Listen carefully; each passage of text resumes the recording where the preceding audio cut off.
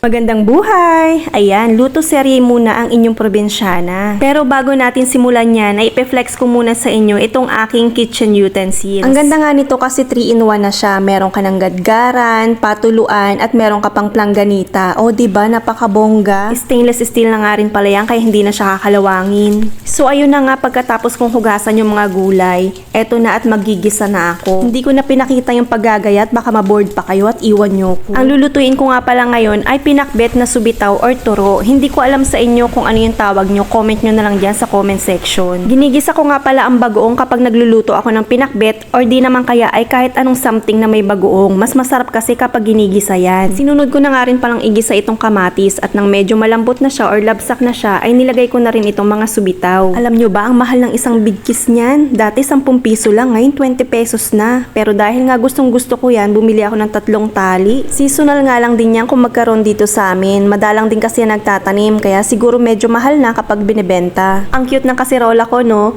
Semi-pressure cooker na nga pala yan. So ayun na nga, balik na tayo dito sa aking niluluto. Nalagyan ko na nga pala yan ng mga pampalasa. Nilagyan ko ng konting betchin at saka ng konting paminta. Nilagyan ko na rin pala ng konting tubig. Sakto lang para lumambot itong mga subitaw. Medyo matigas din kasi ang buto niyan. Pagkatapos ay pinakulo ko lang. Kayo ba, anong masarap na luto ang ginagawa nyo dito sa subitaw? Share nyo naman. Para sa susunod na meron akong subitaw, ay yung recipe nyo naman ang gagayahin ko, di ba? Alam nyo ba, mahilig ako sa gulay. Yung mga gantong luto, yung paborito ko. So ayan, naglagay na rin ako ng kamote. Meron kasing kamote na binigay yung biyanan ko. Sayang naman kung mapapanat lang, kaya hinalo ko na rin dito. Naglagay na rin ako ng siling berde. O diba, ang sarap niyan mga auntie ko. At muntik ko pa nga makalimutan itong pritong isda na ilalahok ko dito. Kaya naman ito, hinabol ko na bago pa mahuli ang lahat.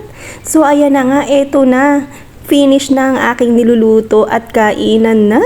Diba ang sarap, nakakatakam. Naku, kumuha na kayo ng kanin at sabayan nyo akong kumain. Ngayon nga nag-i-edit ako ay natatakam ako mga auntie ko. Kapag ganito talaga ang ulam, naku, napaparami talaga ang kain ko. Hindi ko talaga ito ipagpapalit sa karne. At dito na nga nagtatapos. Salamat sa panonood. Bye!